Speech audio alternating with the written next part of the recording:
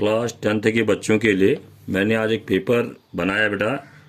Total 15 question है और 45 minute का समय है। 45 मिनट में आप खुद अपना आकलन करना। 45 मिनट में ये पेपर हल हो जाना चाहिए।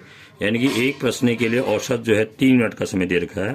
पहला प्रश्न है 7 cosec square theta minus 7 cot square theta का मान है। विकल्प ए 0, विकल्प बी 1, विकल्प सी 7, विकल्प डी 7 tan स्क्वायर थीटा। दूसरा प्रश्न है 100 x square minus 20x plus 1 equal to 0 के मूल हैं।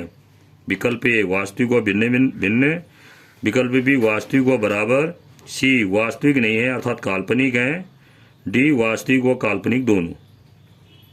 प्रश्न नंबर 3 1 से 100 तक की पूर्ण संख्याओं का योग है 10,000, बी वाला 5,500, सी 5,050, डी 5,005। चौथा प्रश्न है यदि एक्स स्क्वायर प्लस के एक्स प्लस 9/4 बराबर 0 के दोनों मूल बराबर हैं तो के का मान होगा। विकल्प ए 3/2, विकल्प बी 3, विकल्प सी धन 3 ऋण 3, विकल्प डी 3/2 ऋण 3/2। पांचवा प्रश्न है बहुत इंपॉर्टेंट प्रश्न है 10 60 डिग्री माइनस 10 30 डिग्री का मान होगा। 10 60 डिग्री माइनस 10 30 डिग्री बट्टा 1 प्लस 10 60 डिग्री 10 30 डिग्री का मान होगा। बट्टे में भी ये देख लीजिए। इसका answer A cos 60 degree, B sin 60 degree, C cot 60 degree, D sec 60 degree. एक ही विकल्प सही होगा, ध्यान दीजिएगा, एक विकल्प चुनना है आपने। प्रश्न नंबर 6 देखिए। ये समकोण त्रिभुज ABC दिया हुआ है जिसमें AB बराबर 5 सेमी, AC बराबर 10 सेमी है। क्या लिखा है? समकोण त्रिभुज ABC में कोण भी समकोण है। AB बराबर 5 सेमी, AC बराबर 10 सेमी, AC बराबर 10 सेमी है। AC बराबर 10 सेमी, तब कोण A व कोण B का मान होगा। आपको कोण A और कोण C का मान होगा, ये C निकालना आपको। देख लीजिए इसको, समकोण त्रिभुज ABC में कोण B समकोण है। AB बराबर 5 सेमी, AC बराबर 10 सेमी, तब कोण A व कोण C का मान होगा। विकल्प ए 30 डिग्री 60 डिग्री, विकल्प बी 60 डिग्री 30 डिग्री, विकल्प सी 45 डिग्री 45 डिग्री, विकल्प डी 60 डिग्री 60 डिग्री। एक विकल्प सही है, कौन सा सही है? 7वां प्रश्न है त्रिभुज ABC में PQ समांतर है AC के। ये देखिए त्रिभुज ABC दिख रहा है, इसमें ये PQ AC के समांतर है। यदि BP बराबर 3.5 सेमी, ये BP 3.5 सेमी, AP बराबर 3.0 सेमी, ये AP 3.0 सेमी, CQ 1.5 सेमी, ये CQ 1.5 सेमी है, तो BC का मान होगा, पूरे BC का मान हमें निकालना है। इसका विकल्प ए 1.70 सेमी, B 1.75 सेमी, C 3.00 सेमी, D 3.25 सेमी। 8वां प्रश्न देखिए आप।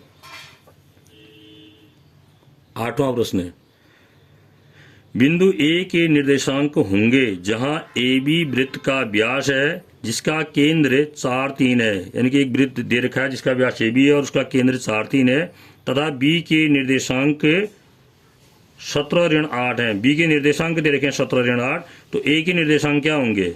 विकल्प ए 9 ऋण 14, B 9 ऋण 14, C 9 14, D ऋण 9 14। 9वां प्रश्न है।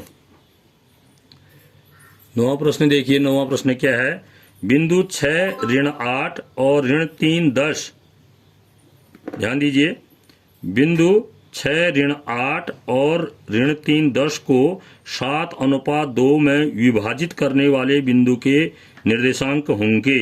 यानी कि बिंदु P के निर्देशांक हमें निकालने हैं।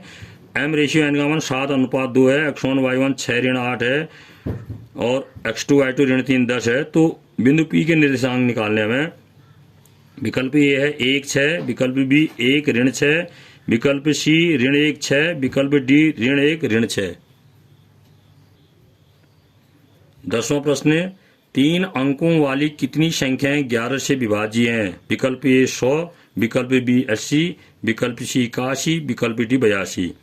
11वां प्रश्न 2x स्क्वायर ऋण 2√6x प्लस 3 बराबर 0 के मूल हैं। ए √2/3 √2/3, दोनों रूट में है ये।